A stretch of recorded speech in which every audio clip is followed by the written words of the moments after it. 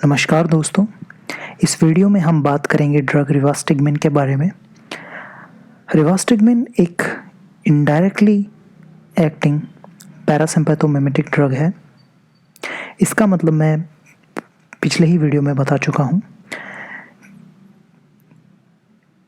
इस वीडियो में भी मैं इस बारे में समझाऊंगा थोड़ा बहुत।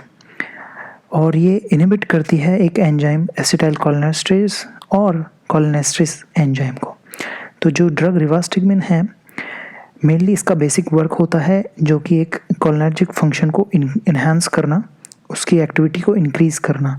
कोलिनर्जिक फंक्शन का मतलब होता है पैरासिम्पैथेटिक नर्वस सिस्टम, कि ये पैरासिम्पैथेटिक नर्वस सिस्टम को इंक्रीज़ करती है, एसिटाइलकोलिन के फंक्शन को इंक्रीज़ करती है। वो कैसे करती है आइए जानते हैं।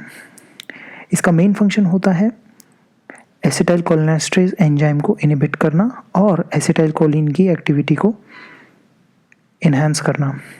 आप यहाँ पे देख सकते हैं कि इनडायरेक्टली एक्टिंग जो पैरासिम्पैथोमिमेटिक ड्रग्स होती हैं वो डायरेक्टली बाइंड नहीं होती हैं इन रिसेप्टर्स पे।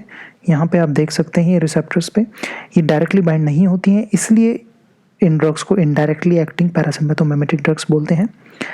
डायरेक्टली बाइंड ना होके ये एक एंजाइम पे बाइंड होती हैं जो एसिटाइलकोलिन की एक्टिविटी को डिक्रीज़ करते हैं।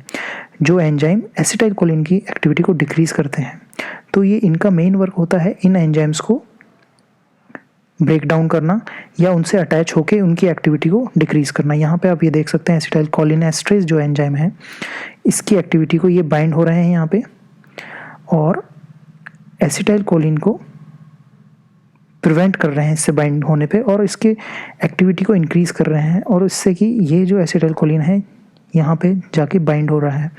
तो जो ज़्यादा एसिटाइलकोलिन है वो जाके बाइंड होगा रिसेप्टर्स पे और इसकी एक्टिविटी इंक्रीज़ होगी। तो इसी तरीके से जो पैरासिम्पैथेटिक नर्वस सिस्टम की एक्टिविटी को इंक्रीज़ करती हैं ये ड्रग रिवास्टिगमिन। आइए जानते हैं फार्माकोकाइनेटिक डेटा रिवास्टिगमिन का। फार्माकोकाइनेटिक का मतलब जब ड्रग बॉडी के अंदर जाती है तो बॉडी इन ड्रग्स को कैसे रिएक्ट करती है, बॉडी उस ड्रग के साथ में क्या क्या करती है उसके बारे में हम जानते हैं। और अगर आप बात करें कि इसकी डोज क्या होती है, इसकी जो ओरल डोज होती है रिवास्टिगमिन की वो होती है 3 mg पर डे, और बाद में ये डोज बढ़ भी सकती है। अराउंड 9 mg पर डे की जो डोज है वो बढ़ा सकते हैं, लेकिन स्टार्टिंग की जो डोज होती है वो इतनी ही होती है।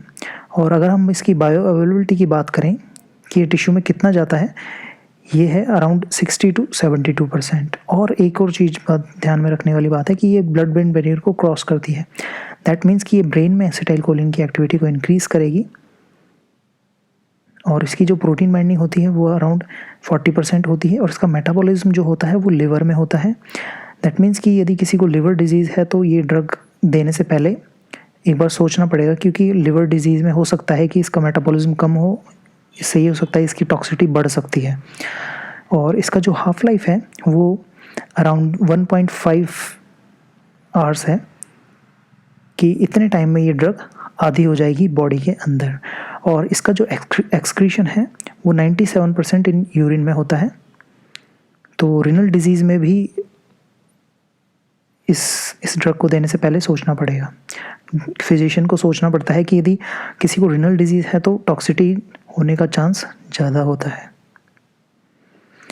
आइए बात करते हैं इसके यूजेस के।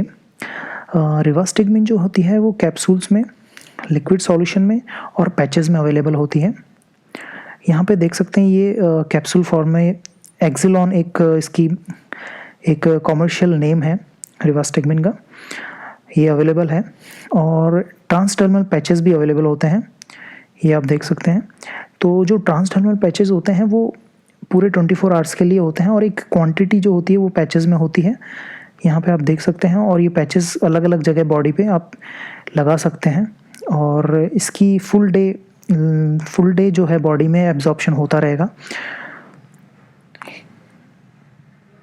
और अगर हम बात करें कि इसके यूजेस क्या क्या हैं, ये बेसिकली डिमेंशिया में यूज़ होता है और 2 डिजीज़ में यूज़ होता है, एल्जाइमर्स और पार्किंसन। और इसका मेन यूज़ यही है कि मेन यूज़ जो है वो इसलिए होता है क्योंकि ये एसिटाइलकोलिन के सिक्रीशन को बढ़ाता है ब्रेन में, क्योंकि ये ब्लड ब्रेन बैरियर को क्रॉस करता है। ये काफ़ी इंपॉर्टेंट बात है और मेनली डिमेंशिया में यूज़ होता है। और आइए बात करते हैं इसके साइड इफ़ेक्ट्स की। इसके मेनली साइड इफ़ेक्ट्स होते हैं नोज़िया और वॉमिटिंग और भूख कम लगना, डिक्रीज़ एपेटाइट और वेट लॉस। इसके मेन साइड इफ़ेक्ट हैं। लेकिन यदि आप इसके जो ट्रांसडर्मल पैचेस होते हैं उनके साथ में जो नोज़िया और वॉमिटिंग है वो रिड्यूस हो जाता है। तो रिवास्टिगमिन जो है एक इनडायरेक्टली एक्टिंग पैरासिम्पैथोमिमेटिक ड्रग है और मेनली अल्जाइमर्स में और पार्किंसन में इसका यूज़ होता है। और ये जो है कैप्सूल्स में अवेलेबल होती है, ट्रांसडर्मल पैचेस में अवेलेबल होती है और लिक्विड सॉल्यूशन में अवेलेबल होती है। आई होप आपको ये वीडियो अच्छा लगा होगा। Thank you.